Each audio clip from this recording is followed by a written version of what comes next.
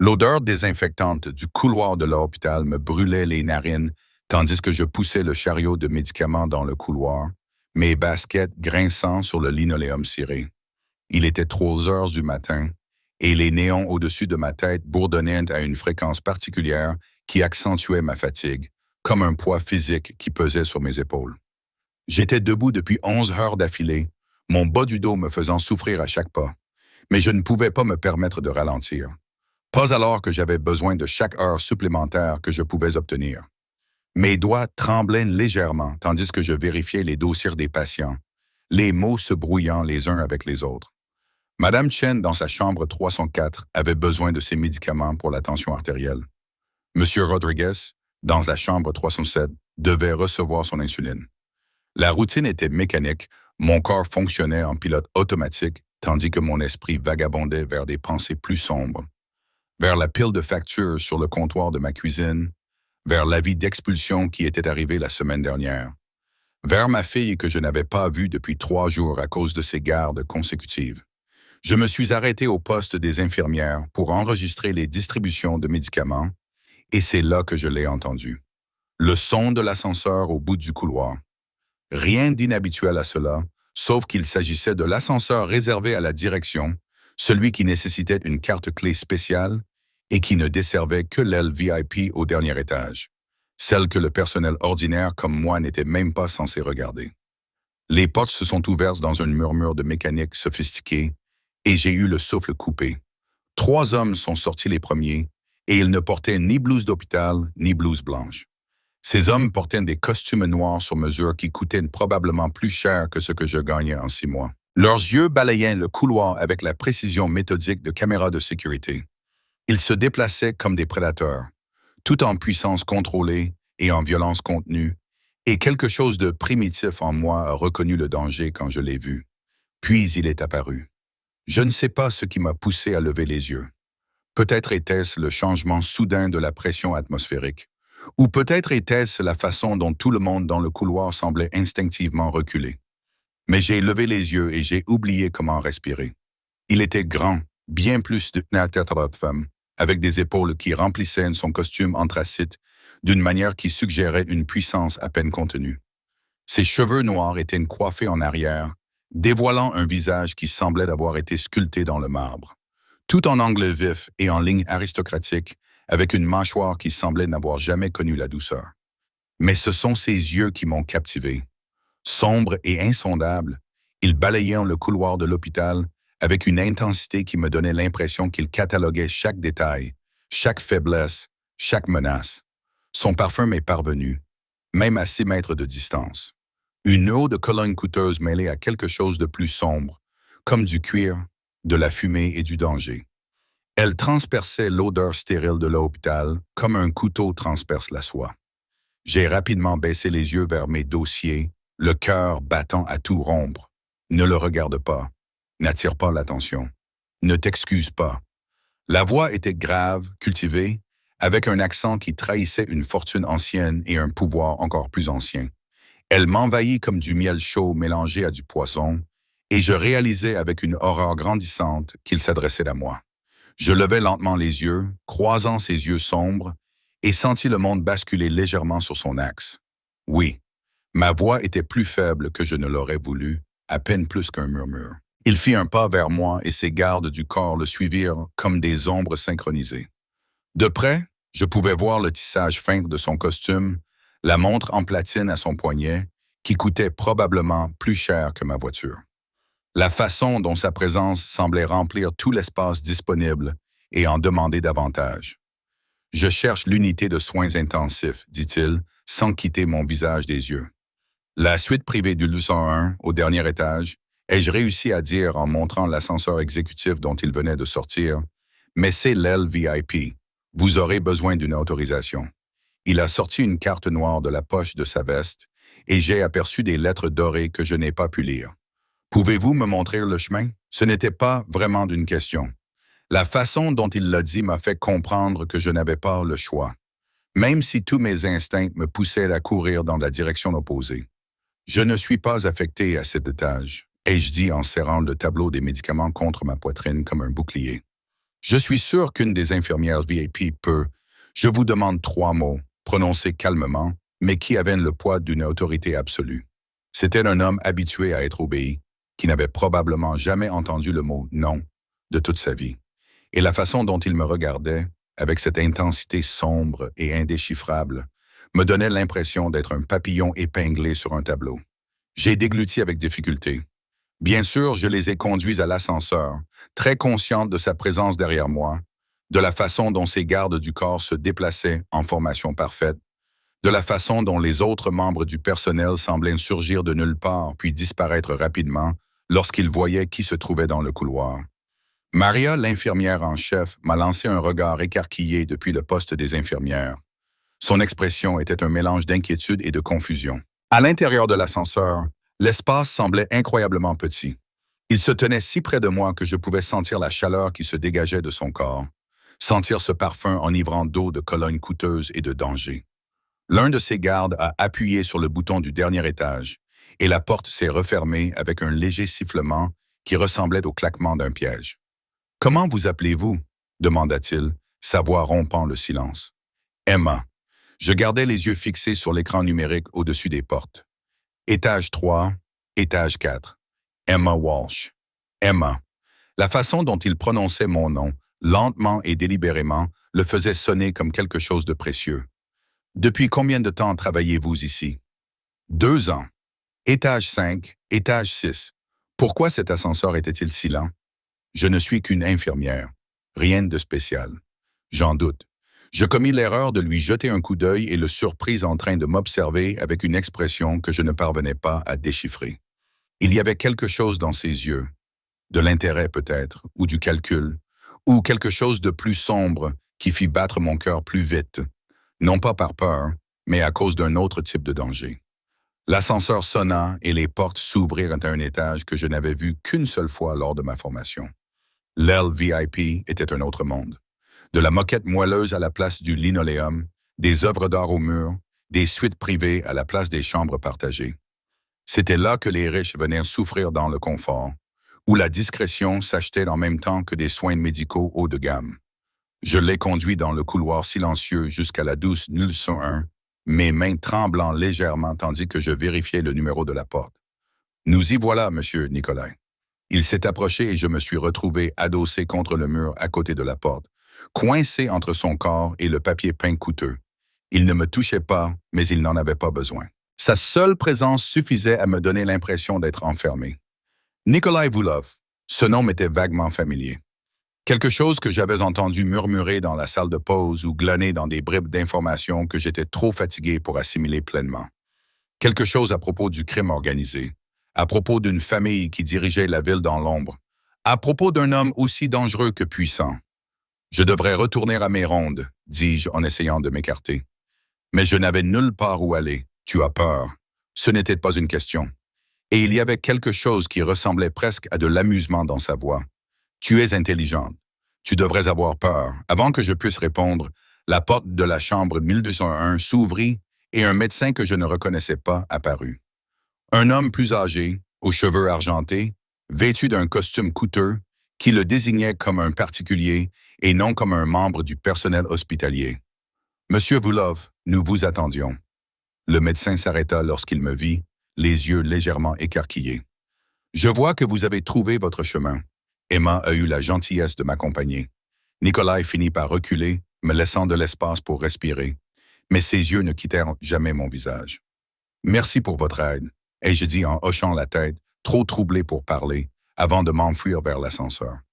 Mes mains tremblaient encore lorsque j'ai appuyé sur le bouton et je sentais son regard brûlant comme un fer rouge dans mon dos. Les portes de l'ascenseur se sont enfin ouvertes, un autre ascenseur, le normal, et je me suis précipité à l'intérieur, m'appuyant contre le mur dès que les portes se sont refermées. Mon cœur battait à tout rompre, mes paumes étaient moites, et je ne pouvais me défaire de l'impression que quelque chose venait de changer dans mon monde soigneusement contrôlé. Je suis retourné au 3e étage et je me suis plongé dans mon travail, essayant d'oublier ses yeux sombres et cette voix dangereuse. Mais pendant le reste de mon service, je n'ai pas pu m'empêcher de penser à lui. Je ne pouvais m'empêcher de sentir le fantôme de sa présence. À 6 heures du matin, Mon service a enfin pris fin. J'ai retiré ma blouse dans le vestiaire du personnel. Mes mouvements étaient mécaniques, tant j'étais épuisé. Mon téléphone a vibré. C'était un SMS de ma sœur me demandant si je pouvais aller chercher Lily à l'école aujourd'hui. J'ai répondu rapidement par l'affirmative, même si j'avais un autre service qui commençait à 18 heures. Je trouverais une solution. Je m'en sortais toujours. J'étais à mi-chemin dans le parking, cherchant mes clés de voiture dans mon immense sac à main, quand je l'ai entendu. Le crissement des pneus, le rugissement d'un moteur. J'ai levé les yeux juste à temps pour voir un SUV noir débouler au coin de la rue, se dirigeant droit vers l'entrée du parking à une vitesse qui n'était certainement pas adaptée à une zone hospitalière. J'ai instinctivement fait un bond en arrière, mon sac à main s'est envolé de mes mains et son contenu s'est répandu sur l'asphalte. Mon portefeuille, mon téléphone, mon baume à lèvres, ma petite monnaie roulait dans tous les sens. Le SUV s'est arrêté dans un crissement de pneus à environ 3 mètres de moi, et mon cœur battait si fort que j'ai cru qu'il allait sortir de ma poitrine. Mais ce n'était pas le pire. Le pire, c'est quand je me suis baissé pour ramasser mes affaires éparpillées et que j'ai vu ce qui était tombé d'une poche intérieure de mon sac à main, un petit sac en plastique contenant environ 50 pilules blanches, des pilules qui ne m'avaient certainement pas été prescrites, des pilules dont je ne pouvais absolument pas expliquer la présence dans mes affaires, des pilules que je n'avais jamais vues de ma vie. Mes mains se sont figées au-dessus du sac, tandis que mon esprit tournait à toute vitesse. Ce n'était pas possible. Je ne prenais pas de drogue. Je ne vendais pas de drogue. J'étais une mère célibataire qui avait 2 emplois pour pouvoir offrir un toit à ma fille.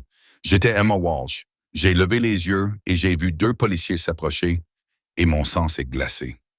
Derrière eux, sortant du SUV noir avec un sourire satisfait sur le visage, se trouvait quelqu'un que je reconnaissais, quelqu'un que j'avais prié de ne plus jamais revoir. Marcus Chen, mon ex-petit ami, le père de Lily, l'homme qui avait disparu il y a 3 ans, me laissant enceinte et seule, avec pour seul bagage des dettes et des promesses non tenues. Et à en juger par son expression, il venait de détruire ma vie une fois de plus. Les menottes me serraient des poignets tandis que le policier me guidait vers l'arrière de la voiture de patrouille. Le métal froid, une pression implacable. Je n'avais jamais rien ressenti de tel. Je n'aurais jamais imaginé que cela m'arriverait. Le monde avait pris un caractère surréaliste, comme si je regardais le cauchemar de quelqu'un d'autre se dérouler à distance. « Je ne comprends pas », répétai-je, la voix brisée. « Ce n'est pas à moi. Je n'ai jamais vu ces pilules auparavant. S'il vous plaît, vous devez me croire. » La policière, Rodriguez, d'après son badge, m'a lancé un regard à la fois compatissant et sceptique. « Madame, elles étaient dans votre sac à main. C'est de la possession. Nous devons vous emmener pour vous interroger. » À travers la vitre, je pouvais voir Marcus appuyé contre son SUV, en train de parler au téléphone. Même de là, je pouvais voir la satisfaction sur son visage, le rictus cruel de sa bouche. Il avait changé par rapport à mes souvenirs. Il avait l'air plus dur, plus méchant. Il portait des vêtements coûteux qui ne correspondaient pas au musicien en difficulté qu'il était il y a 3 ans. Nos regards se sont croisés à travers le parking et il m'a souri. Il m'a vraiment souri. C'est là que j'ai compris que ce n'était pas un accident. Ce n'était pas une coïncidence. Marcus avait fait cela délibérément. Il avait placé ses drogues dans mon sac à main. D'une manière ou d'une autre, il avait appelé la police et s'était assuré qu'elle serait là au moment précis où elle pourrait m'arrêter. Mais pourquoi? Pourquoi maintenant, après 3 ans de silence, la voiture de police s'éloigna de l'hôpital et je regardais tout ce pourquoi j'avais travaillé disparaître dans le rétroviseur. Mon travail, ma réputation, ma fille. Oh mon Dieu! Lily, s'il te plaît, dis-je en me penchant autant que la ceinture de sécurité me le permettait. J'ai une fille, elle a 4 ans. Je dois appeler ma sœur.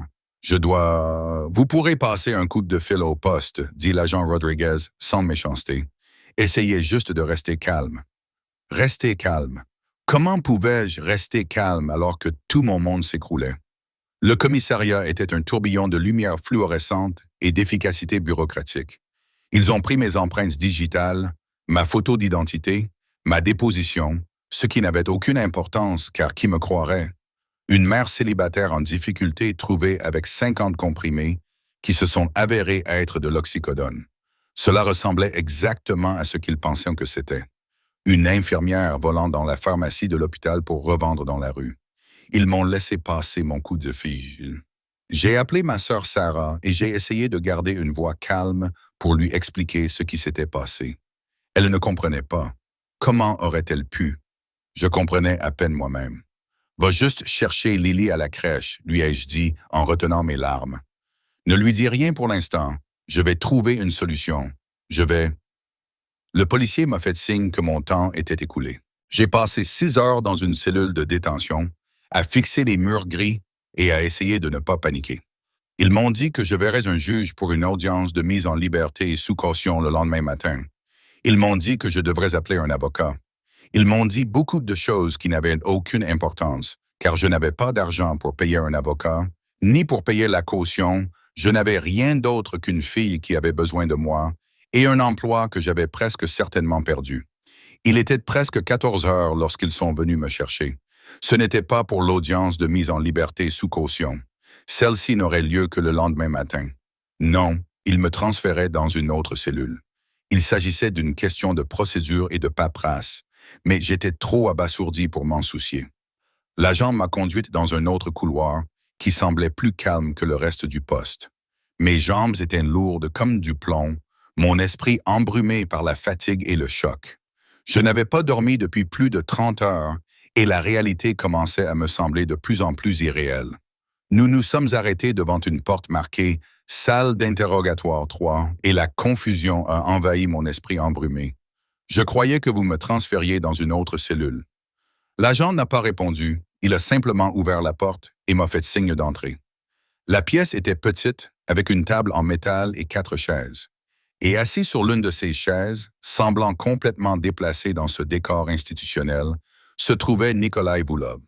Il avait retiré sa veste de costume et les manches de sa chemise blanche étaient retroussées, révélant des avant-bras musclés. Il était penché en arrière sur sa chaise avec l'assurance décontractée d'un homme qui possédait tout ce qui l'entourait, y compris, apparemment, ce poste de police. « Retirez-lui les menottes, dit-il, sa voix tranchant mon état de choc. L'officier hésita. « Monsieur, le règlement... » Un seul mot prononcé doucement, mais l'officier s'empressa immédiatement de retirer mes menottes. Au moment où elles s'ouvrirent, je sentis le regard de Nikolai posé sur mes poignets, sur les marques rouges laissées par le métal. Quelque chose de sombre passa sur son visage, quelque chose qui me coupa le souffle. « Laissez-nous, dit-il, et l'agent quitta précipitamment la pièce. La porte se referma avec un léger clic qui résonna de manière anormalement forte dans le silence soudain. Je restais figé sur place, incapable de comprendre ce qui se passait. « Que faites-vous ici? Asseyez-vous, Emma. » Ce n'était pas une demande. Mes jambes se dérobèrent sous moi et je m'effondrais sur la chaise en face de lui plutôt que de m'asseoir. De près, sous la lumière crue des néons, je pouvais voir des détails qui m'avaient échappé dans le couloir de l'hôpital. La légère cicatrice le long de sa mâchoire. La façon dont ses yeux sombres semblaient voir à travers toutes les défenses que j'avais érigées. La puissance maîtrisée dans chacun de ses mouvements. « Je ne comprends pas, » murmurai-je. « Pourquoi m'as-tu raconté ce qui s'était passé? » Il se pencha en avant, les coudes sur la table, toute son attention concentrée sur moi avec une intensité qui me donna l'impression d'être mise à nu. Tout. Alors je l'ai fait. C'était peut-être la fatigue, le choc ou le fait que plus rien n'avait de ce sens.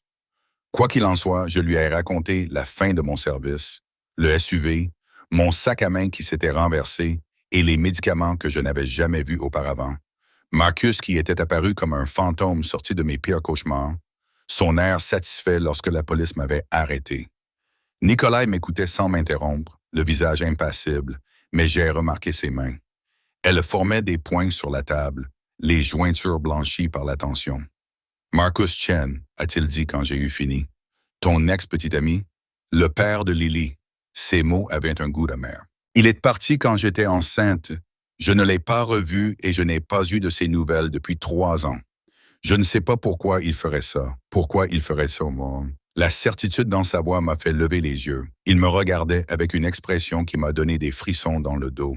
Ce n'était pas exactement de la peur, mais plutôt la prise de conscience que j'avais devant moi, un prédateur qui venait d'identifier sa proie. Que voulez-vous dire? Au lieu de répondre, il a sorti son téléphone et a passé un appel. « Dimitri, j'ai besoin de tout savoir sur Marcus Chen. Où il a été, pour qui il a travaillé, Quelle dette il a? Je veux tout savoir dans 30 minutes. Il a fait une pause à l'écoute. Non, pas 30 minutes. 20. Il a raccroché et s'est retourné vers moi.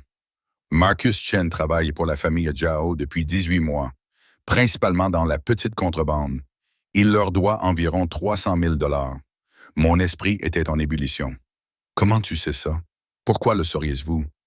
Un léger sourire se dessina sur ses lèvres, mais il n'y avait aucune chaleur dans son regard. Parce que la famille Xiao opère dans ma ville, Emma, et que je me fais un devoir de connaître tous ceux qui y travaillent. Les implications de ces propos pénétrèrent lentement mon cerveau épuisé. Vous êtes... oui. Il ne donna pas plus de détails. Ce n'était pas nécessaire. Ce simple mot confirmait ce que je soupçonnais déjà dans le couloir de l'hôpital. J'aurais dû être terrifié. J'aurais dû courir vers la porte, crier à l'aide. Mais au lieu de cela, je m'entendis demander « Qu'est-ce que cela a à voir avec moi? Pourquoi Marcus m'aurait-il piégé? » L'assurance. Nicolas serra les mâchoires. La famille Zhao a perdu une cargaison il y a 2 semaines. 50 000 $ d'opioïdes de qualité pharmaceutique. Ils pensent que Marcus les a volés. Et ils ont raison. Il avait besoin d'un bouc émissaire. Quelqu'un à qui faire porter le chapeau pendant qu'il disparaissait. Quelqu'un de vulnérable. Quelqu'un que personne ne remarquerait. La pièce tournait. Il m'a utilisé. Il t'a sacrifié. Les mots étaient froids, cliniques, mais quelque chose brûlait derrière eux. Et ce faisant, il a commis une erreur. Quelle erreur? Nicolas s'est levé, boutonnant ses poignets avec des gestes précis. Il a choisi le mauvais hôpital.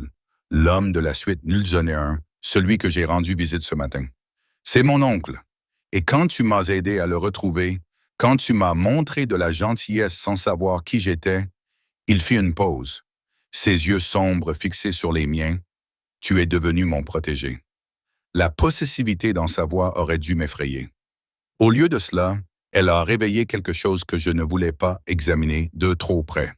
Un espoir désespéré que peut-être, juste peut-être, je n'étais pas seul dans ce cauchemar. Je ne comprends pas. Pourquoi m'aideriez-vous? Vous ne me connaissez même pas.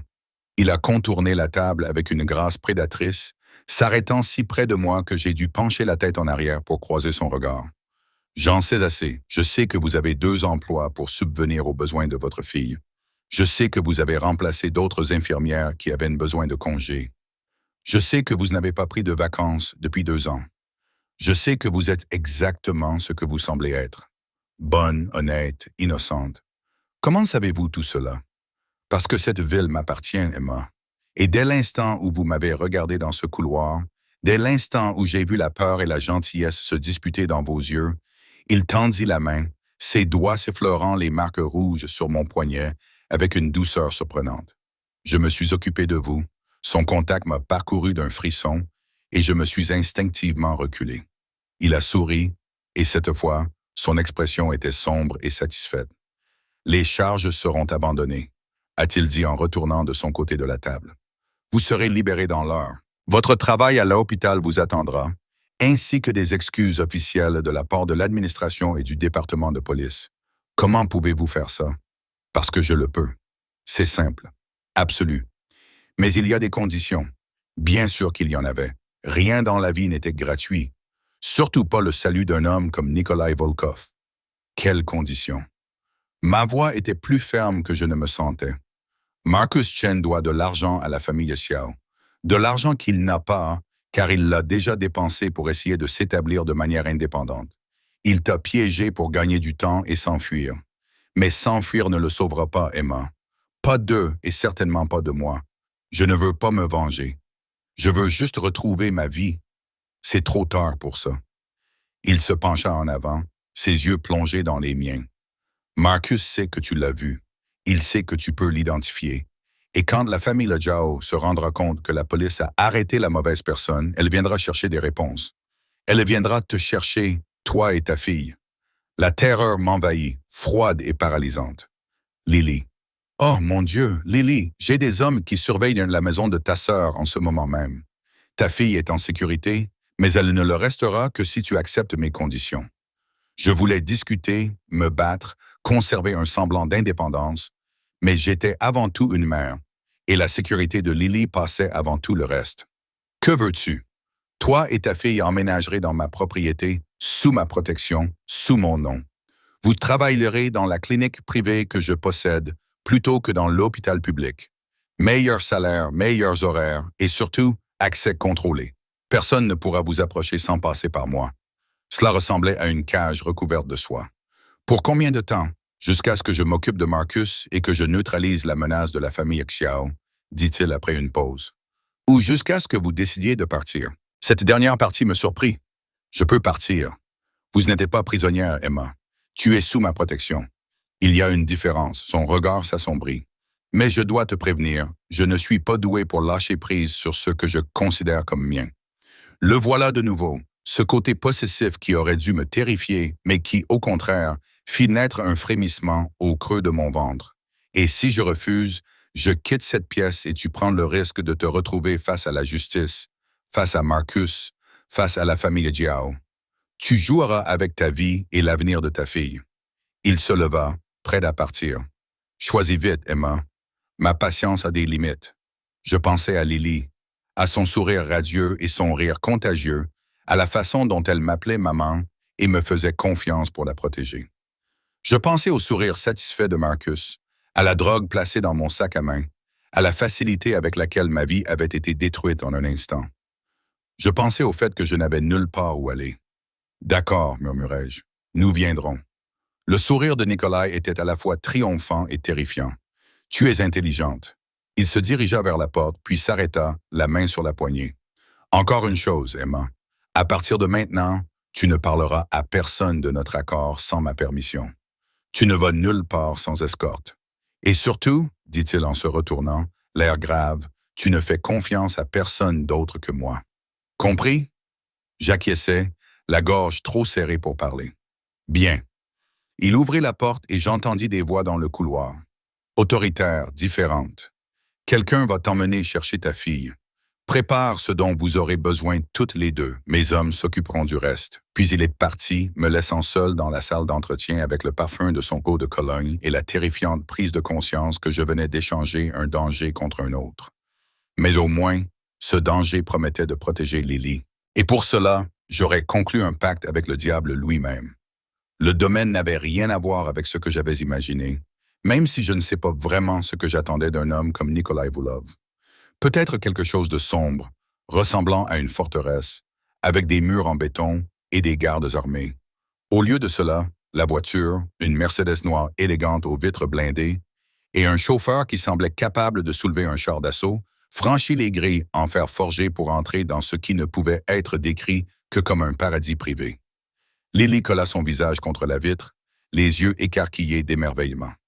« Maman, c'est un château? » « Quelque chose comme ça, ma chérie. » Ma voix sonnait creux, même à mes propres oreilles. La maison principale s'élevait sur 3 étages au milieu d'un parc soigneusement entretenu, tout en pierre couleur crème et en hautes fenêtres qui scintillaient dans le soleil de fin d'après-midi. Des jardins s'étendaient dans toutes les directions. Des roses, des fontaines, des statues de marbre qui coûtaient probablement plus cher que ce que je gagnerais dans toute ma vie. C'était magnifique. C'était opulent.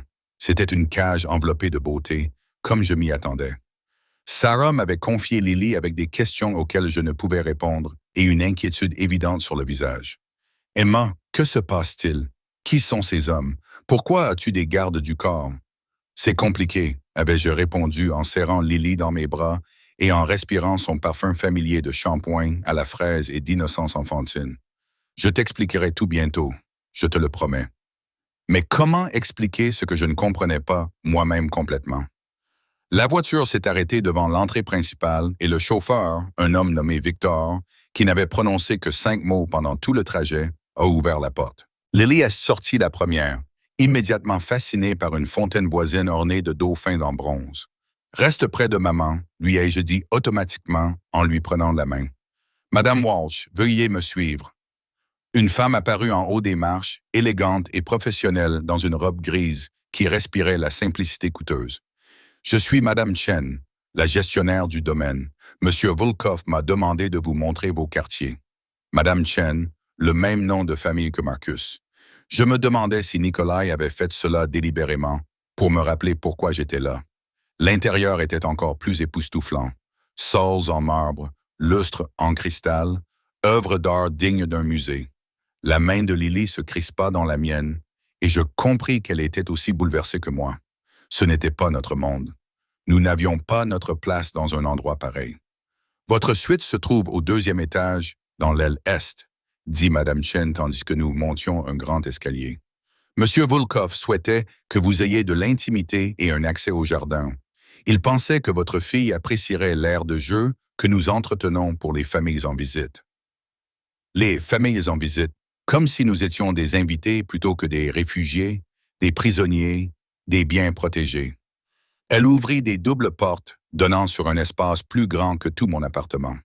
Des baies vitrées donnaient sur les jardins, laissant entrer la lumière dorée de l'après-midi. Le salon était meublé de meubles couleur crème qui semblaient n'avoir jamais été utilisés, tandis qu'une porte ouverte révélait une chambre avec un lit si grand qu'il pouvait accueillir confortablement 4 personnes.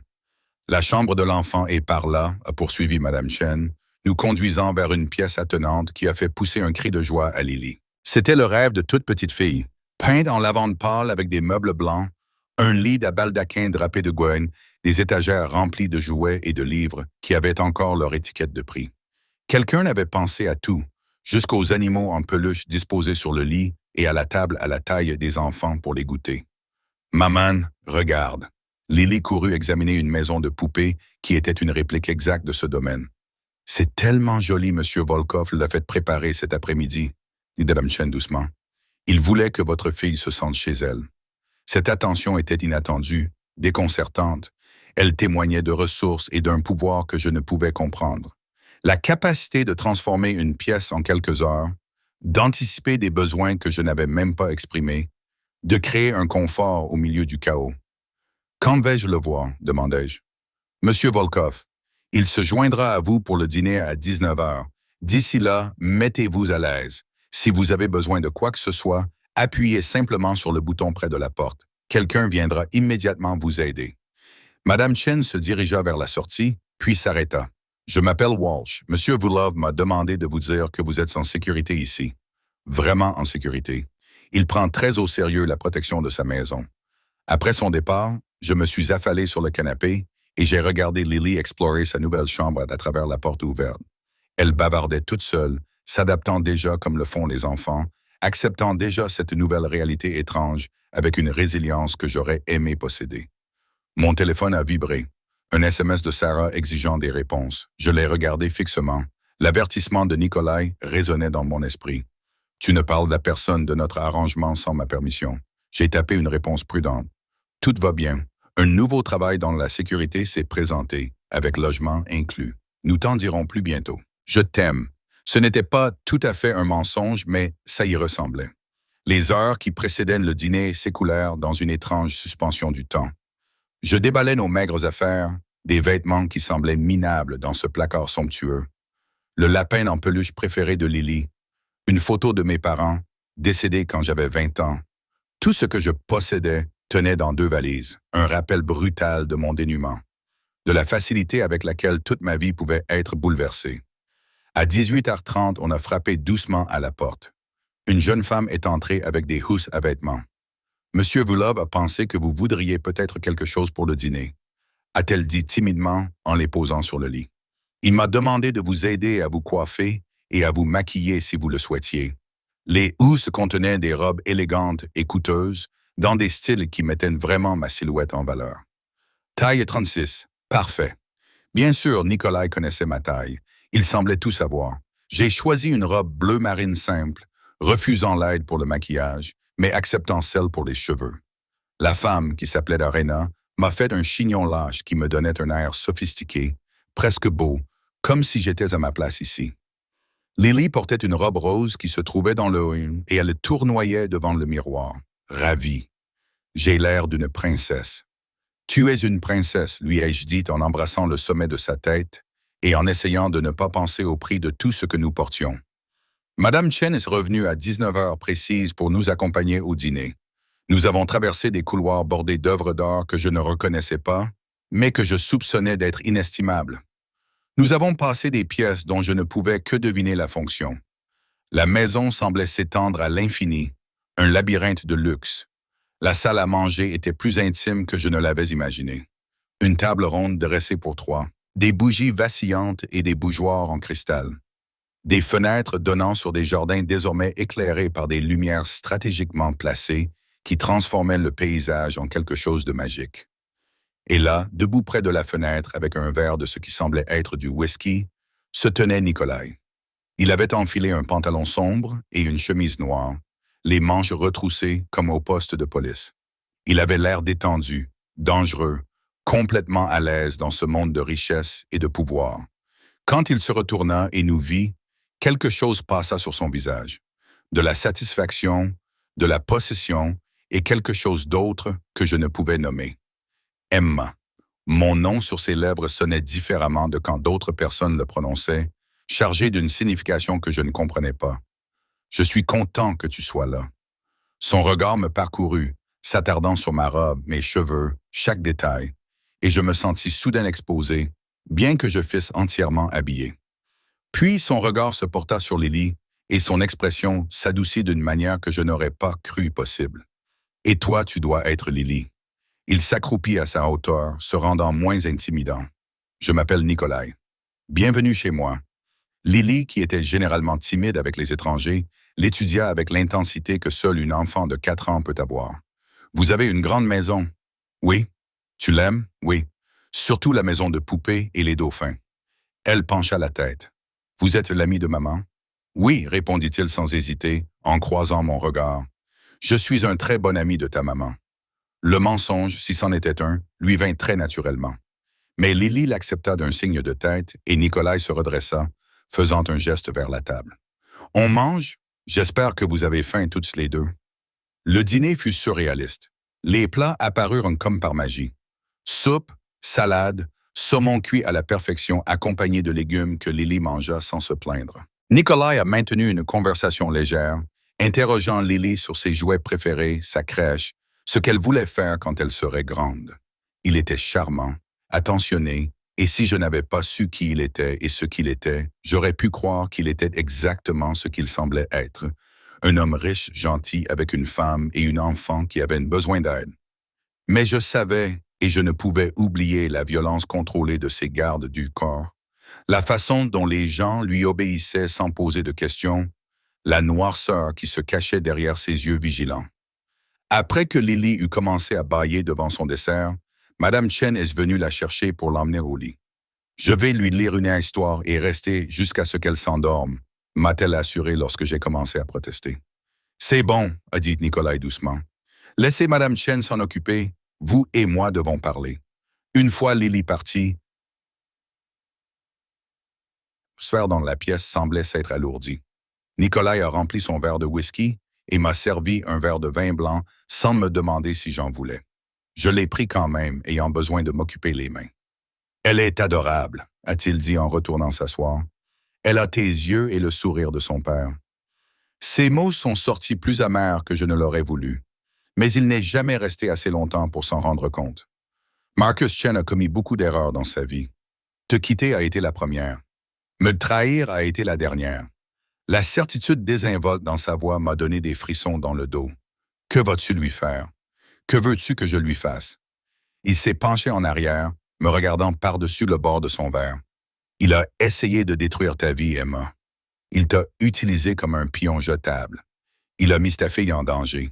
Que penses-tu qu'il mérite? Je voulais dire la clémence. Je voulais être la plus grande personne pour prouver que je n'étais pas capable de la noirceur que je voyais dans les yeux de Nikolai.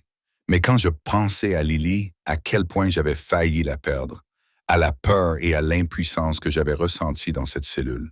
« Je veux qu'il paye, » murmurai-je. « Je veux qu'il comprenne ce qu'il nous a fait. » Bien. Le sourire de Nikolai était prédateur, parce qu'il le fera. Mais d'abord, j'ai besoin d'informations de ta part. Tout ce dont tu te souviens à propos de Margus, ses amis, ses habitudes, les endroits qu'il aimait fréquenter, tout ce qui pourrait m'aider à le trouver avant la famille de Jiao. Je lui ai donc dit que c'était comme exhumer une tombe, remonter à la surface des souvenirs que j'avais enfouis profondément. L'appartement que nous avions partagé, les clubs où Marcus jouait sa musique, les amis qui avaient encouragé ses pires pulsions. Ce n'était pas grand-chose et la plupart remontaient à 3 ans. Mais Nikolai m'écoutait attentivement, posant parfois des questions qui révélaient à quel point il comprenait les dessous criminels de la ville. Il va se réfugier chez son cousin à Brooklyn, a déclaré Nikolai lorsque j'ai eu fini.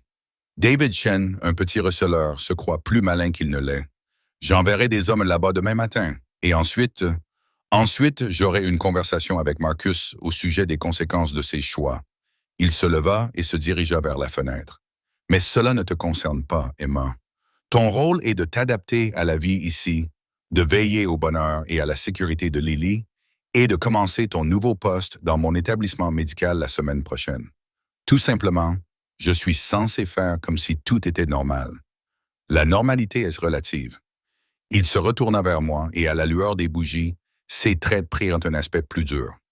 Tu es sous ma protection maintenant. Cela signifie que tu dois suivre mes règles, accepter mes décisions et me faire confiance pour savoir ce qui est le mieux pour ta sécurité. Son arrogance aurait dû me mettre en colère. Au lieu de cela, elle réveilla en moi quelque chose que je ne voulais pas reconnaître. Un soulagement perfide à l'idée que quelqu'un d'autre prenne les décisions, porte le poids, assure la sécurité de Lily. J'avais été seul pendant si longtemps, je m'étais battu si durement, et la tentation d'abandonner ce fardeau était irrésistible et dangereuse. Je ne suis pas doué pour suivre les règles, dis-je en soutenant son regard, ni pour accepter les décisions des autres. Non. Il franchit la distance qui nous séparait avec une grâce prédatrice, s'arrêtant suffisamment près pour que je puisse sentir son parfum, sentir la chaleur de son corps, puis me dit très clairement, « Emma, je me fiche de ce pourquoi tu es douée. Ce qui m'importe, c'est de te garder en vie. Et si cela signifie que tu dois sacrifier une partie de ton indépendance, une partie de ta fierté, alors c'est le prix à payer. Parce que l'alternative que la famille Xiao te retrouve, que Marcus utilise Lily comme moyen de pression, que tu finisses dans un fossé quelque part, est inacceptable pour moi. Pourquoi? La question jaillit avant que je puisse la retenir. Pourquoi t'en soucies-tu? Tu ne me connais pas. Tu ne me dois rien. Alors pourquoi te donner tant de mal? Il tendit la main, ses doigts traçant la courbe de ma mâchoire, avec une douceur qui contredisait tout le reste chez lui. Parce que dès l'instant où je t'ai vue dans ce couloir d'hôpital, épuisée, gentille et si belle, que ça me faisait mal de te regarder. J'ai su que c'était à moi de te protéger, à moi de te garder, à moi. La possessivité dans sa voix aurait dû me terrifier. Au lieu de cela, elle a enflammé quelque chose au plus profond de moi. Une chaleur qui n'avait rien à voir avec la peur, mais tout à voir avec l'attirance dangereuse que j'essayais de nier depuis que j'avais croisé son regard pour la première fois. C'est fou, ai-je murmuré. Oui, son pouce a effleuré ma lèvre inférieure et j'ai retenu mon souffle. Mais je n'ai jamais prétendu être saint d'esprit, Emma. Je suis un homme violent qui a fait des choses terribles. J'ai tué, volé, détruit des vies sans remords. Mais toi, ses yeux se plantèrent dans les miens. Tu es différente. Tu es bonne. Et je vais faire en sorte que tu le restes, même si cela signifie te garder enfermé dans une cage faite de soie et d'or. Il recula brusquement, comme si me toucher l'avait brûlé. Va te coucher, Emma. Demain, nous discuterons de ton nouvel emploi du temps et des protocoles de sécurité. Pour ce soir, repose-toi. Tu es en sécurité ici. Je voulais discuter pour exiger plus de réponses afin de comprendre dans quoi je m'étais embarqué, mais la fatigue me tirait vers le fond comme un courant sous-marin. Et Lily m'attendait à l'étage. Et peut-être, juste peut-être, devais-je accepter que certaines questions n'avaient pas de réponse confortable. « Bonne nuit, Nikolai, dis-je doucement. « Bonne nuit, Emma. » Il se retourna vers la fenêtre, me congédiant. « Dors bien. Demain, tout changera. » Je retraversais le labyrinthe de couloirs, guidé par mon instinct et les indications discrètes d'un garde posté à chaque tournant. Lorsque j'arrivais enfin à notre suite, je trouvais Lily profondément endormie dans son lit à baldaquin, Madame Chen assise sur une chaise à côté d'elle, un livre à la main. « Elle s'est endormie facilement, » dit doucement la vieille femme fatiguée par toute cette agitation. « Je vais vous laisser maintenant. Mais si vous avez besoin de quoi que ce soit pendant la nuit, appuyez simplement sur le bouton d'appel. » Seul dans mon lit surdimensionné, fixant le plafond à travers les rideaux de gaz qui filtraient la lumière de la lune en quelque chose de féerique, je me suis enfin autorisé à assimiler tout ce qui s'était passé. Il y a 24 heures, j'étais une mère célibataire travaillant 2 fois plus et vivant la peine. À présent, Je vivais dans un manoir sous la protection d'un homme qui parlait de propriété comme s'il s'agissait d'une histoire d'amour, qui promettait la violence comme s'il s'agissait de dévouement. J'aurais dû planifier ma fuite. Au lieu de cela, je pensais à la sensation de son pouce contre ma lèvre, à la promesse dans ses yeux sombres, à la sécurité terrifiante d'être revendiqué par quelqu'un d'assez puissant pour détruire quiconque me menacerait. Mon téléphone vibra une dernière fois avant que je ne le mette en mode silencieux. Un SMS provenant d'un numéro inconnu. Dors bien, Emma. Mes hommes veillent sur toi. Tu es en sécurité. Je n'aurais pas dû trouver du réconfort dans ce message. Mais alors que je m'endormais, entouré d'un luxe que je n'avais pas mérité et d'une protection que je n'avais jamais demandée, je réalisais que la sécurité était devenue plus précieuse que la liberté. Et cette prise de conscience m'effraya plus que toute autre chose. 3 jours passèrent dans un brouillard de routine qui semblait tout sauf normal. Chaque matin, je me réveillais et trouvais le petit déjeuner déjà préparé dans la kitchenette. Des fruits frais, des viennoiseries, du café qui avait le goût de l'or liquide. Lily s'est adaptée avec la facilité de l'enfance, se liant déjà d'amitié avec la fille du jardinier et passant des heures dans l'aire de jeu qui avait en effet été conçu pour les membres de la famille en visite que je n'avais jamais rencontrés. J'aurais dû me sentir comme une invitée. Au lieu de cela, je me sentais comme un oiseau dans une cage dorée, aussi belle que prisonnière. Nikolai était partout et nulle part. Je l'apercevais par la fenêtre, traversant la cour avec des hommes en costume sombre, passant des coups de fil dans ce que j'avais appris être son bureau, disparaissant dans des voitures noires qui revenaient quelques heures plus tard. Mais il ne s'approchait jamais, ne me cherchait jamais, maintenant une distance qui semblait délibérée et déroutante. Le 4e matin, Mme Chen m'informa que je commencerais à travailler à la clinique médicale cet après-midi-là. Monsieur Volkov souhaite que vous rencontriez le personnel et que vous vous familiarisiez avec les lieux, m'a-t-elle dit en me tendant une tablette contenant des informations sur l'établissement.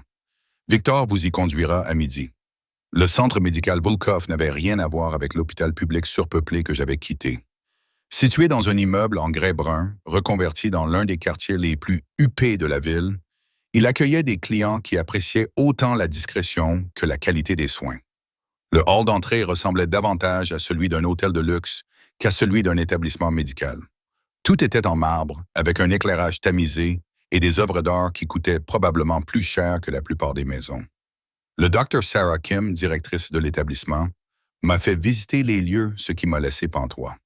Des suites privées avec des équipements dignes d'un hôtel. Des équipements de pointe dont je n'avais lu que dans des revues médicales, un ratio personnel-patient qui permettait réellement des soins de qualité au lieu de la médecine à la chaîne à laquelle j'étais habitué.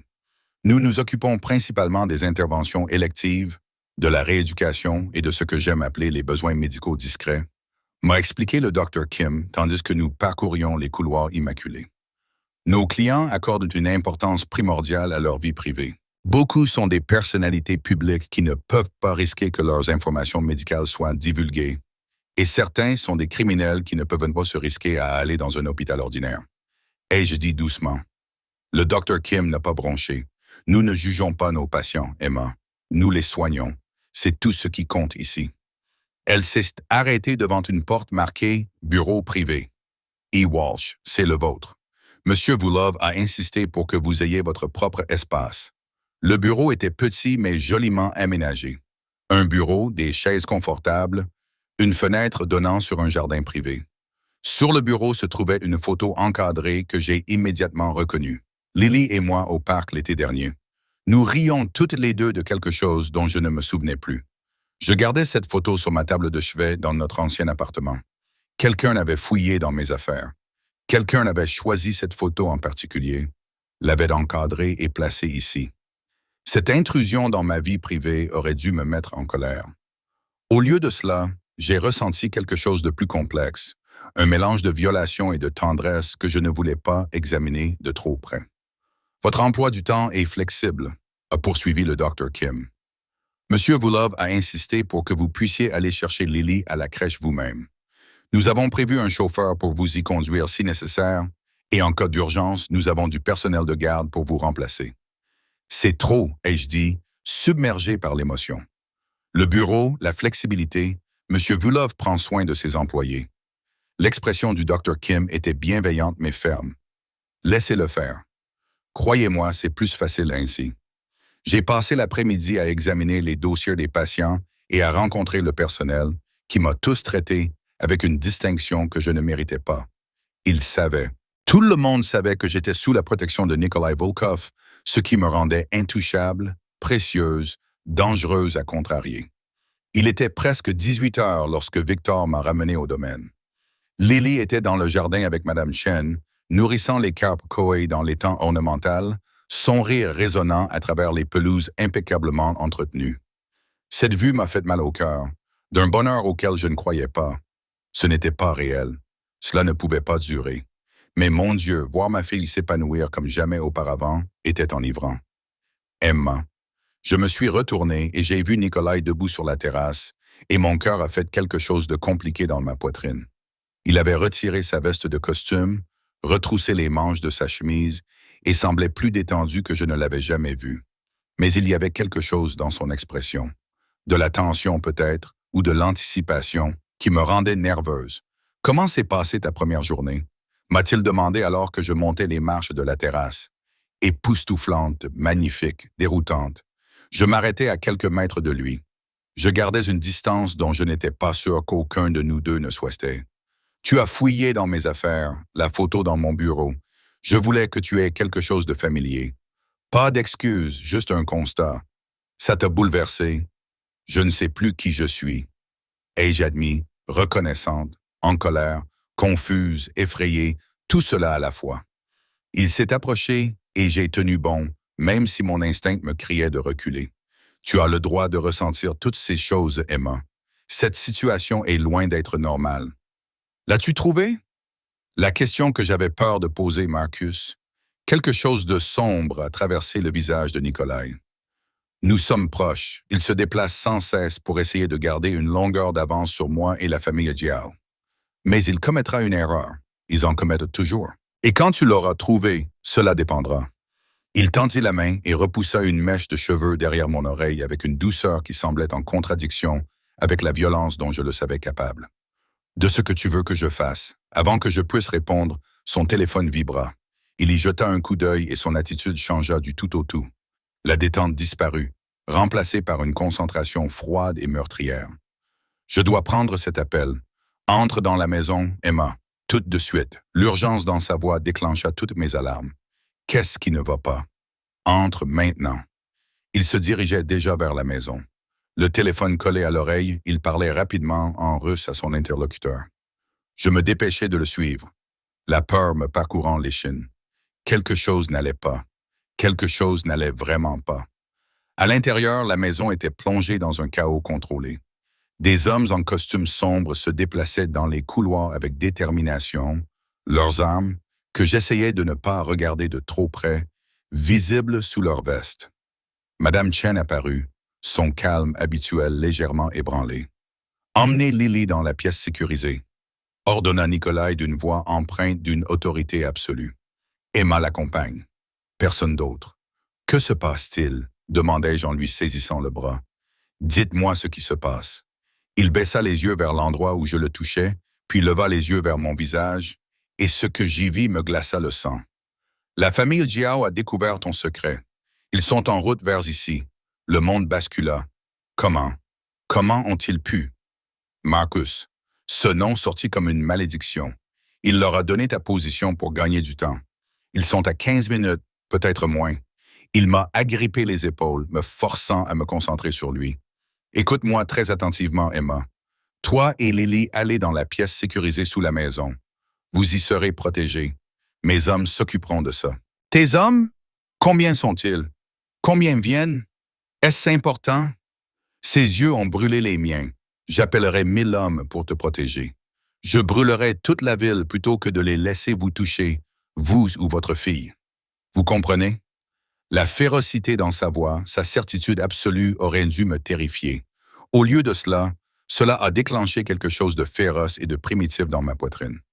La reconnaissance que cet homme dangereux et violent, m'avait revendiqué comme sienne pour me protéger, et qu'il tiendrait de cette promesse quel qu'en soit le prix. Nikolai, pars maintenant. Il m'embrassa rapidement et fermement sur le front, puis me poussa vers Madame Chen.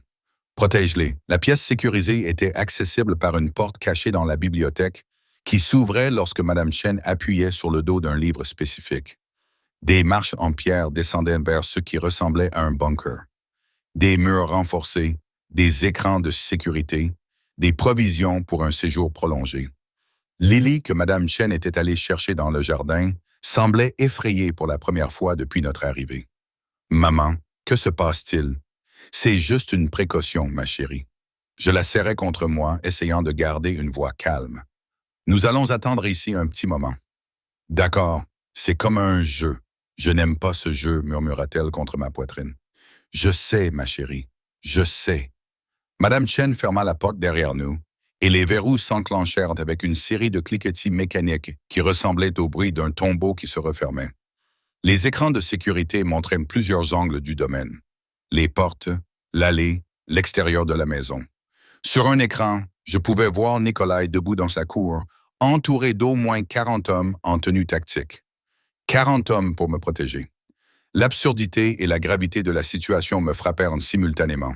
« Madame Walsh, dit doucement Madame Chen, vous devriez voir ça. » Elle désigna un autre écran qui montrait la route menant au domaine. Je retins mon souffle. Des voitures. Tant de voitures. Des SUV noirs avançant en formation.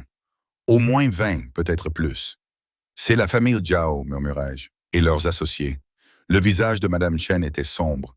Ils avaient amené une armée. Sur l'écran principal, je regardais Nikolai donner des ordres, ses hommes se déployant en position défensive. Il semblait calme, presque détendu, comme s'il affrontait de petites armées tous les jours. C'était peut-être le cas. Que savais-je vraiment de sa vie, de la violence qu'il avait mentionnée avec des involtures? Les voitures ont atteint le portail et se sont arrêtées. Pendant un long moment, rien ne s'est passé. Puis les coupes de feu ont commencé. Même à travers les murs renforcés, je pouvais l'entendre. Les coupes de feu rapides, les cris, le chaos. Lily se couvrit les oreilles de ses mains et je la pris sur mes genoux, la protégeant de mon corps. Une protection inutile contre ce qui se passait au-dessus de nous. Les écrans montraient l'enfer. Des éclairs de bouche dans l'obscurité grandissante. Des hommes se mettant à couvert derrière des véhicules, des murs, des statues, les magnifiques jardins déchirés par les balles. Et au milieu de tout cela, Nikolai se déplaçant avec une précision mortelle, ripostant avec un calme qui témoignait d'une grande expérience. « Combien de temps cela va-t-il durer? » demandai-je à Madame Chen, la voix tremblante, jusqu'à ce qu'un des deux camps gagne ou batte en retraite. Elle regardait les écrans avec le détachement de quelqu'un qui avait déjà vu cela auparavant. La famille Zhao essaie d'envoyer un message. Monsieur Volkov lui répond. Les minutes s'écoulaient lentement, comme des heures. À l'écran, je voyais des corps tomber. Certains étaient des hommes de Nikolai, d'autres des assaillants. La violence était surréaliste, comme dans un film d'action, sauf que c'était réel. C'était de vraies balles, du vrai sang, de vraies morts à cause de moi. Puis, sur un écran, j'ai vu quelque chose qui m'a glacé le sang. D'autres voitures, des dizaines. Elles arrivaient de toutes les directions, encerclant les forces de la famille Jiao comme un poing qui se referme. « Quoi? » ai-je commencé. Des renforts. Les lèvres de Madame Chen se sont courbées en un petit sourire. Monsieur Volkov avait appelé les familles qui lui étaient alliées. Les Swalov, les Petrov, les Ivanov, toutes les organisations russes de la ville venaient de se présenter pour défendre son territoire. J'ai regardé avec admiration ce qui devait être des centaines d'hommes sortir des véhicules nouvellement arrivés. La famille Xiao, réalisant qu'elle était soudainement une infériorité numérique, au moins 3 contre 1, a commencé à battre en retraite. Les tirs se sont intensifiés brièvement, puis ont commencé à s'estomper à mesure que les attaquants fuyaient. Tout était terminé en moins de 30 minutes. 30 minutes qui m'ont semblé une éternité. Le signal de fin d'alerte a retenti. 3 longues tonalités retentirent dans l'interphone. Madame Chen déverrouilla la porte et nous sommes sortis dans une maison qui semblait intacte, comme si la bataille à l'extérieur n'avait jamais eu lieu. Mais lorsque je suis sorti sur la terrasse, j'ai pu constater les dégâts. Des impacts de balles dans les murs de pierre, des fenêtres brisées, des fleurs détruites, des fontaines fissurées et des cadavres. Oh mon Dieu! Les corps étaient chargés dans des véhicules recouverts de bâches. Ils disparaissaient avec l'efficacité de personnes qui avaient déjà fait cela de nombreuses fois auparavant. Nikolai se tenait dans la cour, couvert de ce qui semblait être le sang de quelqu'un d'autre, en train de parler à des hommes que je ne reconnaissais pas. Son costume était en lambeaux, son visage sombre, mais il était vivant. Il était vivant. Le soulagement qui m'envahit était immense, déroutant, terrifiant par son intensité. Il m'aperçut sur la terrasse et dit quelque chose aux hommes qui l'entouraient avant de se diriger vers la maison. Ces hommes s'écartaient en devant lui comme de l'eau, et je vis le respect. Non, l'adoration dans leurs yeux lorsqu'il passa. C'était là qui il était vraiment. Pas l'homme charmant qui avait été gentil avec Lily au dîner. Pas la figure protectrice qui avait promis de me garder en sécurité. C'était Nikolai Volkov, le chef impitoyable de la Bratva russe, qui commandait des armées, menait des guerres et laissait des cadavres dans son sillage. Il gravit les marches de la terrasse deux par deux et s'arrêta juste devant moi. De près, je pouvais voir le sang éclabousser sur sa chemise, la coupure au-dessus de son sourcil gauche, la fureur qui brûlait encore dans ses yeux sombres. « Tu es blessé ?» Ses mains éteignent sur mon visage, l'inclinant vers la lumière, vérifiant des blessures qui n'existaient pas. « Je vais bien. Nous allons bien. » Ma voix était plus assurée que je ne me sentais. « Tu saignes, ce n'est rien. » Il balaya la coupure d'un geste de la main. « Emma, j'ai besoin que tu comprennes quelque chose.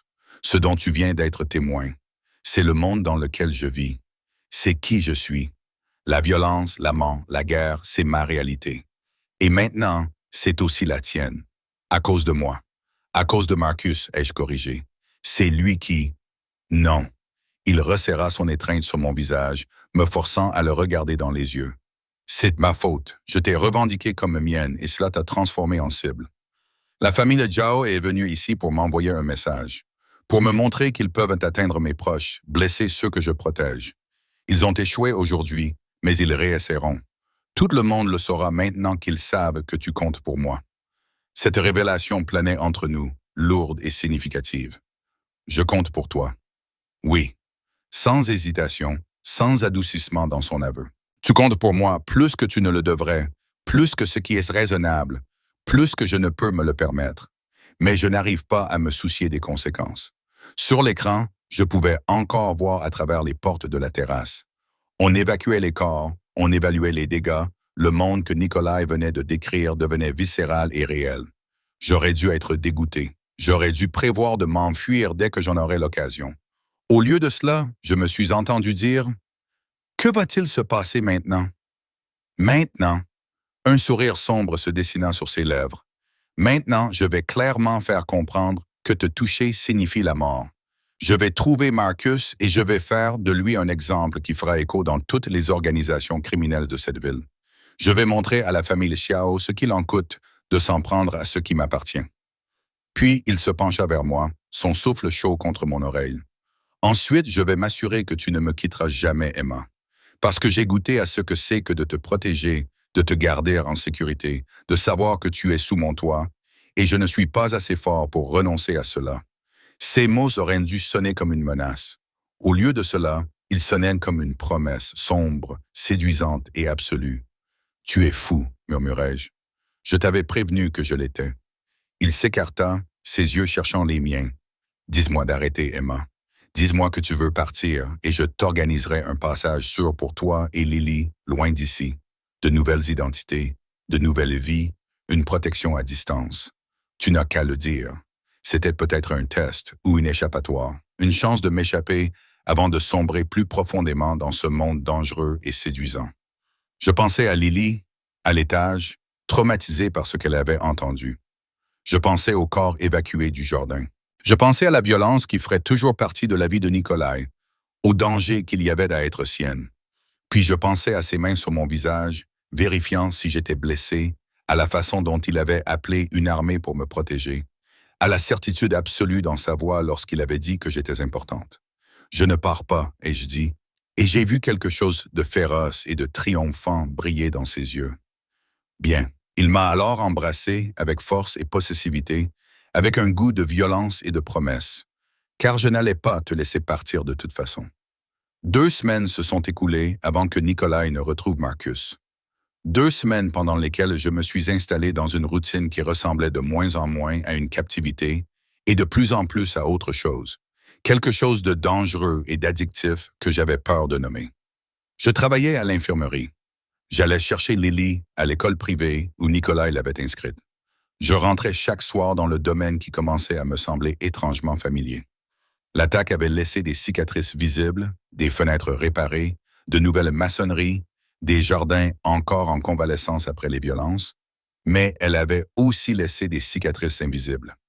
Les premières nuits, Lily faisait des cauchemars, se réveillant en pleurant à cause des bruits forts et des méchants. Je la serrais dans mes bras jusqu'à ce qu'elle se rendorme, puis je restais éveillé à me demander quel genre de mère pouvait laisser sa fille vivre dans un monde où les fusillades étaient une réalité. Mais le matin venait, et Lily riait au petit déjeuner avec Madame Chen, jouait dans les jardins patrouillés par des gardes armés qu'elle avait appris à considérer comme des protecteurs amicaux, demandait quand M. Nikolai serait à la maison pour le dîner. Elle s'adaptait, s'épanouissait, d'une manière qui me remplissait de culpabilité et de gratitude. Nikolai lui-même avait changé depuis l'attaque. Plus présent, plus ouvertement possessif. Il avait pris l'habitude de dîner avec nous presque tous les soirs, écoutant Lily raconter sa journée avec une patience que je ne lui aurais pas cru capable. Et après qu'elle soit allée se coucher, il nous servait du vin et nous parlions de tout et de rien, évitant soigneusement les sujets les plus dangereux tout en nous rapprochant de vérités qu'aucun de nous n'était prêt à exprimer. La tension entre nous était devenue presque insupportable. Chaque contact accidentel était électrique. Chaque regard échangé avait son importance. Nous ne nous étions pas embrassés depuis cette nuit sur la terrasse, mais le souvenir de ce baiser planait entre nous comme une promesse à tenir. Le 14e soir, je lisais dans le salon lorsque Nikolai apparut dans l'embrasure de la porte. Un seul regard sur son visage me suffit pour comprendre que tout avait changé. « Nous l'avons trouvé », dit-il sans préambule. Marcus, il se cachait dans un entrepôt à Red Hook. Mon livre tomba de mes doigts engourdis. « Est-il encore en vie ?» Il entra dans la pièce, refermant la porte derrière lui avec un léger clic qui me parut anormalement fort.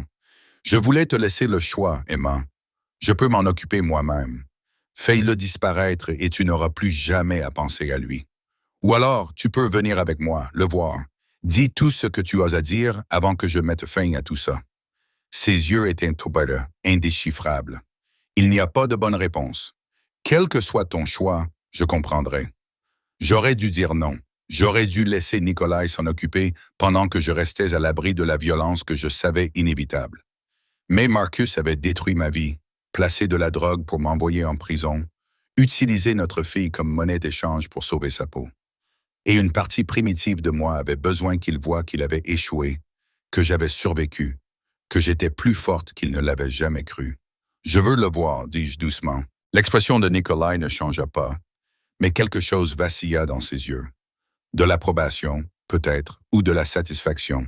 « Prends ton manteau, on part dans 5 minutes. » L'entrepôt était exactement comme je l'avais imaginé. Délabré, isolé, le genre d'endroit où les cris ne seraient pas entendus. Victor nous y conduisit en silence. Et quand nous arrivâmes, je vis au moins 20 hommes de Nikolai postés autour du périmètre. Quoi qu'il allait se passer, il n'y aurait ni interruption, ni secours. À l'intérieur, l'espace avait été dégagé, à l'exception d'une seule chaise au centre, éclairée par de violentes lampes fluorescentes. Et attaché à cette chaise, saignant d'une lèvre fendue et de ce qui semblait être un nez cassé, se trouvait Marcus Chen. Il leva les yeux lorsque nous entrâmes, et la peur dans ses yeux se transforma en choc lorsqu'il me vit. « Emma, fais attention. » La voix de Nikolai trancha l'air de l'entrepôt comme une lame. « C'est la dernière fois que tu lui parles sans permission. » Le regard de Marcus passa rapidement de l'un à l'autre, comprenant soudain. « Oh mon Dieu, tu es avec lui. Tu es avec Volkov. Elle est sous ma protection. » Nikolai le corrigea, posant sa main de manière possessive sur le bas de mon dos. « À cause de ce que tu as fait. Parce que tu as essayé de détruire sa vie pour sauver ta peau. Je n'avais pas le choix. La famille Zhao m'aurait tué. Ils voulaient leur argent et je ne l'avais pas. Alors j'ai... » Marcus s'interrompit, réalisant que sa défense ne faisait qu'empirer les choses. « Alors tu as sacrifié la mère de ton enfant. » Nikolai fit lentement le tour de la chaise, tel un prédateur évaluant sa proie. « Tu as mis de la drogue dans son sac à main, tu as appelé la police, tu as organisé son arrestation, tout en sachant qu'elle était innocente, en sachant qu'elle avait Lily à charge, en sachant exactement ce que la prison ferait à sa vie. J'étais désespéré. La voix de Marcus Silva, paniqué. Tu ne comprends pas ce que c'est que d'être redevable à la famille Jiao. Je me fiche de ce qu'ils allaient faire. La température dans la pièce sembla baisser avec les paroles de Nikolai. Ce qui m'importe, c'est que vous ayez fait de moi une cible, que vous ayez mis un enfant en danger, que vous ayez pensé pouvoir utiliser ma ville comme votre terrain de jeu personnel sans conséquence. Il fit un signe de tête à l'un de ses hommes qui s'avança avec une mallette métallique. Lorsqu'elle s'ouvrit, je vis des choses que je ne voulais pas identifier. Des outils conçus pour causer de la douleur, pour extorquer des informations, pour infliger des souffrances. J'aurais dû détourner le regard, quitter l'entrepôt, attendre dans la voiture, préserver un peu d'innocence, mais je ne pouvais pas bouger. Je ne pouvais pas m'empêcher de regarder le visage de Marcus devenir blanc de terreur. « S'il vous plaît, » murmura Marcus. « S'il vous plaît, je ferai tout ce que vous voulez. Je disparaîtrai. Vous ne me reverrez plus jamais. Je te jure que tu as raison sur un point. » Nikolai a choisi quelque chose dans la maillette. Une pince, ai-je réalisé avec une fascination malsaine. Je ne te reverrai plus jamais. Mais d'abord, Emma a quelque chose à te dire. Tous les regards se sont tournés vers moi. Marcus est désespéré et suppliant. Nikolai est sombre et impatient. Les gardes sont soigneusement neutres. Et j'ai réalisé que c'était mon moment. Ma chance d'affronter l'homme qui m'avait abandonné, trahi, qui avait failli détruire tout ce que j'avais construit. Je m'approchais de la chaise de Marcus, suffisamment prêt pour voir la sueur de peur sur son visage, sentir le désespoir qui émanait de lui par vagues. De près, il semblait plus petit que dans mes souvenirs, plus faible, pathétique d'une manière qui rendait mes années de colère presque inutiles. Tu m'as laissé enceinte et seule, ai-je dit, d'une voix calme malgré les émotions qui bouillonnaient en moi. J'ai travaillé à 2 emplois pour subvenir aux besoins de notre fille. Je me suis privé de sommeil, de nourriture, de tout ce qui n'était pas absolument nécessaire, juste pour lui offrir une vie décente. Et elle est formidable, Marcus. Elle est intelligente, gentille et belle, et tu ne la connaîtras jamais. Tu ne verras jamais la personne qu'elle deviendra. Emma, s'il te plaît, je n'ai pas fini. La fermeté de ma voix m'a moi-même surprise. Tu aurais pu simplement disparaître. Tu aurais pu rester loin, et ça m'aurait convenu. Mais tu n'as même pas pu m'accorder cette dignité. Tu as dû essayer activement de me détruire, de m'enlever la vie que j'avais construite sans toi. Et pourquoi? Pour quelques semaines supplémentaires à fuir les gens à qui tu devais de l'argent. Marcus pleurait maintenant, ses larmes se mélangeant au sang sur son visage. Je suis désolé. Mon Dieu, Emma, je suis tellement désolé. Je n'ai jamais voulu. Tu n'es pas désolé. Je l'ai interrompu. Tu as peur, il y a une différence. J'ai reculé, soudainement épuisé par la confrontation dont je pensais avoir besoin. Je suis venu ici en pensant que je voulais me venger, que j'avais besoin de te voir souffrir pour ce que tu avais fait. Mais en te regardant maintenant, je réalise que tu souffres déjà. Tu vas mourir ce soir parce que tu as fait des choix stupides et brûlé tous les ponts que tu avais. Et je n'ai pas besoin de voir ça. Je n'ai pas besoin de porter ce poids. Je me suis tourné vers Nikolai. Je suis prête à partir. Quelque chose qui ressemblait à du respect a traversé son visage. Il a fait un signe de tête à Victor, qui s'est avancé pour m'accompagner dehors, mais je me suis arrêté à la porte de l'entrepôt, jetant un dernier regard en arrière. Elle me parle parfois de toi. J'ai dit à Marcus, Lily, elle demande pourquoi elle n'a pas un papa comme les autres enfants. Je lui dis que son papa l'aimait, mais qu'il ne pouvait pas rester. Je t'ai transformé en quelque chose de noble dans son esprit, quelque chose de tragique. Tu dois savoir qu'elle grandira en pensant du bien de toi, même si tu ne le mérites pas. C'est mon cadeau pour elle, pas pour toi. Le cadeau de ne pas savoir qui était vraiment son père. Puis je suis sorti dans l'air nocturne, laissant Marcus faire face aux conséquences de ses choix. Dans la voiture, Victor conduisait en silence, tandis que je regardais par la fenêtre les lumières de la ville défiler dans un flou.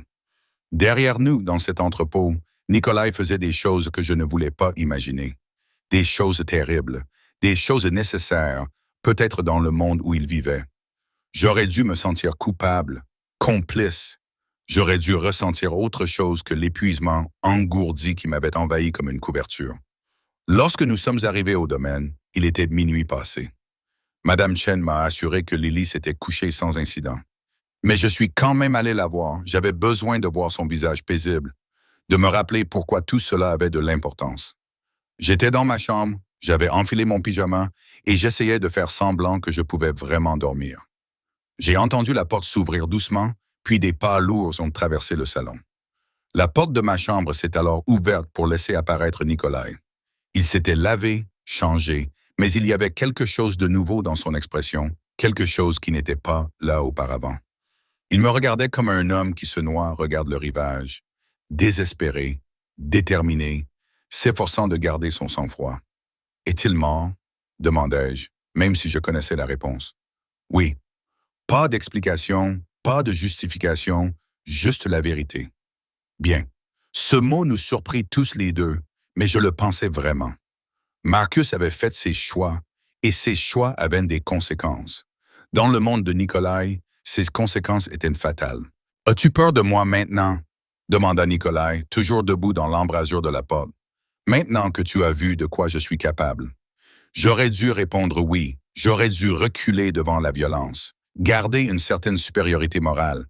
Mais j'étais fatigué de faire semblant, fatigué de lutter contre la vérité que j'avais évitée pendant des semaines. Non, j'ai dit que j'avais peur de mon indifférence. J'ai peur que le fait de te voir tuer un homme devrait me déranger plus que ça ne me dérange. J'ai peur d'être ici avec toi, de vivre sous ta protection, d'accepter tes cadeaux et ta violence. J'ai peur de voir à quel point tout cela me semble juste. Il traversa la pièce en trois enjambées, me tirant du lit et me serrant dans ses bras avec un désespoir qui me coupa le souffle. « Alors arrête de lutter, grogna-t-il contre mes cheveux. Arrête de prétendre que tu ne ressens pas cela. Arrête d'agir comme si tu voulais partir alors que nous savons tous les deux que tu te déchirerais en essayant. » C'est fou, murmurai-je, même si mes mains agrippèrent sa chemise, le serrant plus fort contre moi. Tu es un criminel, un tueur. Tout cela est mal. Oui, ses lèvres trouvèrent ma tempe, ma joue, le coin de ma bouche. Et tu es toujours là, toujours à moi. Tu choisis toujours cela, même si je t'ai donné toutes les raisons de t'enfuir. Il avait raison. Mon Dieu, aide-moi. Ah, il avait raison. J'avais eu des occasions de partir, des occasions de m'enfuir avec Lily vers un endroit sûr, mais je ne les avais pas saisies parce qu'entre le commissariat et ce soir, entre la peur et la protection, entre le danger et le désir, j'avais cessé de voir Nikolai comme mon ravisseur et j'avais commencé à le voir comme quelque chose de plus compliqué. « Je ne peux pas te promettre la sécurité, » dit-il en s'écartant pour me regarder avec des yeux qui brûlaient d'intensité. « Ma vie est faite de violence, de danger et de choses que tu ne devrais pas avoir à voir. Mais je peux te promettre ceci. Je te protégerai, toi et Lily, de toutes mes forces. Je détruirai quiconque vous menacera. Je te donnerai tout ce que tu veux, tout ce dont tu as besoin, tout ce qui te rend heureuse, et je ne te laisserai jamais partir. » Ce n'est pas une promesse, dis-je doucement. C'est une menace. C'est les deux. Son pouce effleura ma lèvre inférieure, un geste douloureusement familier depuis cette nuit au poste de police. Dis-moi que tu ne veux pas ça. Dis-moi que tu ne le ressens pas aussi. Et je quitterai cette pièce immédiatement. Je te protégerai. Je garderai mes distances. Je te laisserai vivre ici comme une simple personne sous ma protection. Dis-le simplement. J'aurais dû le dire. J'aurais dû maintenir des limites. Me protéger. Penser à Lily et à l'exemple que je lui donnais. J'aurais dû être la mère célibataire responsable que j'avais toujours essayé d'être. Au lieu de cela, je l'ai embrassée. Ce n'était pas comme le baiser bref et possessif sur la terrasse. Celui-ci était désespéré, avide, chargé de semaines de tension qui finissaient par s'exprimer. Ses mains se sont enfoncées dans mes cheveux, inclinant ma tête pour approfondir le baiser, et je me suis fondu en lui avec un abandon qui aurait dû me terrifier, mais qui m'a plutôt donné l'impression de rentrer à la maison. Quand nous nous sommes enfin séparés, tous deux haletants, il a posé son front contre le mien. « Dis-le, m'a-t-il demandé. Dis que tu es mienne, je suis tien. » Les mots sont venus facilement, naturellement, comme s'ils attendaient depuis des semaines d'être prononcés. « Mon Dieu, aide-moi, je suis tienne. » Le sourire qui a illuminé son visage était un pur triomphe, mêlé à quelque chose de plus doux. Du soulagement peut-être, ou de la joie, ou le même bonheur désespéré que je sentais fleurir dans ma poitrine, malgré toutes les raisons logiques de ne pas le faire. Lily, je devais lui demander. Je devais savoir ce que cela signifiait pour elle. Cela signifiait qu'elle gagnait un père qui la protégerait vraiment. Ma voix était féroce. Je l'adopterai légalement. Je lui donnerai mon nom. Je m'assurerai qu'elle ne manque de rien. Elle grandira en sécurité, éduquée, préparée à la vie qu'elle choisira, et quiconque tentera de lui faire du mal subira le même sort que Marcus Chen. Violence et dévouement inextricablement liés. C'était Nikolai Voulov, et je le choisissais quand même. C'est fou, répétai-je, mais je n'en étais plus convaincu. Oui, acquiesça-t-il en me serrant à nouveau dans ses bras. Mais tu l'as toujours su. 6 mois plus tard, je me tenais dans les jardins du domaine, regardant Lily courir après les papillons avec la joie insouciante d'une enfant de 5 ans qui n'avait jamais connu la peur. Elle appelait Nikolai papa, depuis que l'adoption avait été finalisée 3 mois plus tôt. Il était étonnamment doué avec elle, patient, attentif, sincèrement intéressé par ses questions et ses observations sans fin. La famille Zhao avait été réglée. Je n'avais pas demandé de détails et Nikolai ne m'en avait pas donné. Tout ce que je savais, c'est qu'ils ne représentaient plus une menace. Leurs activités avaient été absorbées par l'empire de Nikolai ou complètement éliminées. L'établissement médical prospérait sous ma gestion partielle.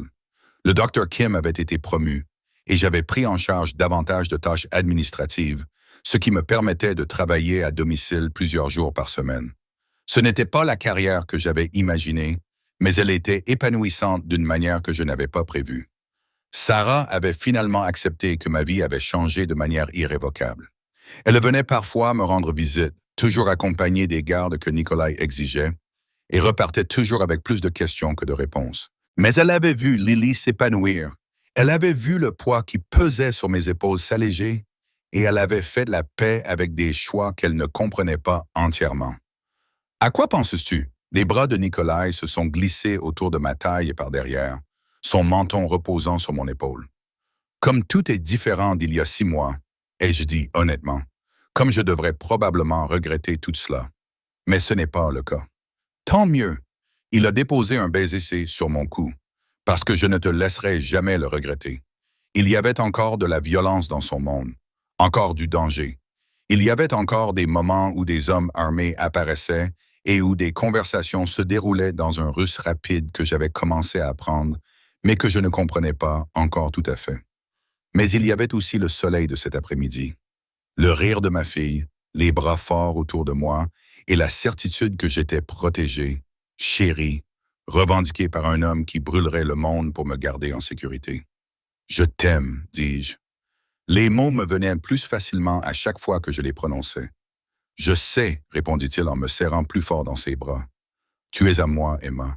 Tu l'as toujours été, depuis le moment où je t'ai vue dans le couloir de l'hôpital, épuisée, magnifique et tellement forte.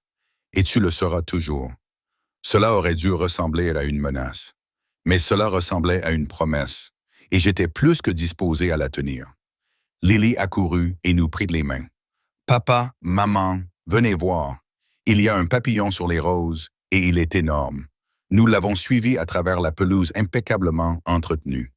Tous les 3 ensemble, une famille forgée par la violence et la protection, et un amour qui n'avait aucun sens logique, mais qui existait quand même, féroce et indestructible. J'avais troqué une vie contre une autre, renoncé à mon indépendance pour la sécurité, à la normalité pour le danger, à la liberté pour la protection, et d'une manière ou d'une autre, contre toute attente, j'avais trouvé le bonheur dans cet échange. Marcus avait essayé de me détruire.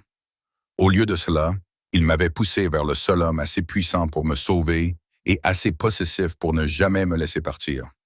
L'ironie ne m'échappait pas, mais en regardant Nikolai s'accroupir pour examiner le papillon avec Lily, son visage dangereux s'adoucit par une affection sincère pour la fille qui avait volé son cœur aussi complètement que moi.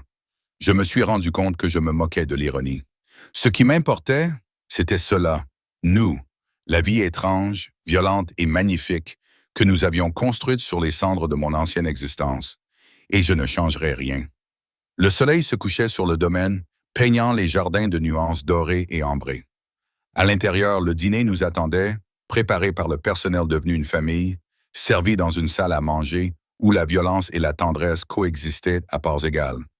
Plus tard, après que Lily se soit endormie, Nikolai et moi nous retirions dans la chambre que nous partagions désormais, où il me serrait dans ses bras comme si j'étais précieuse et me revendiquait comme si j'étais sienne. Parce que j'étais sienne, complètement, irrévocablement, dangereusement sienne, et je n'avais jamais été aussi heureuse.